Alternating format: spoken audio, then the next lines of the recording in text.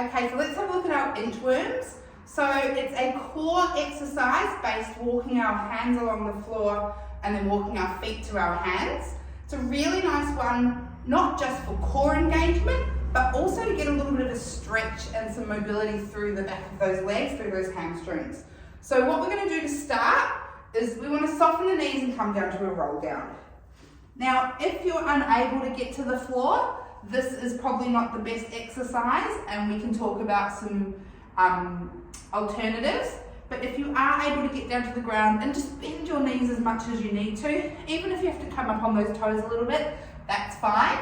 But we're going to come down, get to the floor. If you're to the floor, then you can proceed to the next part of the exercise, which is walking your hands along the floor. Now, ideally, you're going to use flat hands from the get-go.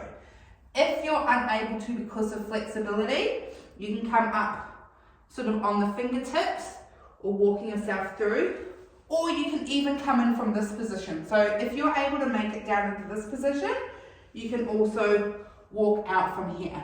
And the idea is you're going to walk out into a plank. So I'm going to show you how that looks firstly from this position here. So if you need a little bit more help to get your hands to the floor, coming down as low as you can, and then walking out to your plank position, and then you're going to walk your feet back in, just as close as you can. If this is as close as you get, then that's fine. Walk your hands back out again, okay? The other option, if we've got that flexibility and mobility, is coming down, keep the hips up, and then we're going to walk those hands along, same thing, find that beautiful plank position, and then walk those feet in.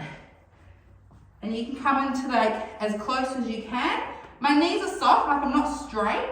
I do have a little bit of softness in my knees, but I'm not bending a lot. So this is your position if you have that mobility and flexibility. Otherwise, bending as much as you need. And then it's going to be a continuous movement. I'm just going to turn side on.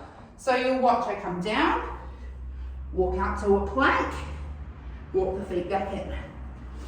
Walk out to a plank, bring the feet back in. The idea is you hit that plank position every single time and bring it back in. Optional is once you go one way, you can also go backwards. So to go backwards, you take 1-2 steps into your plank, walk the hands back. 1-2 steps back into your plank, walk your hands back. Those are your inchworms.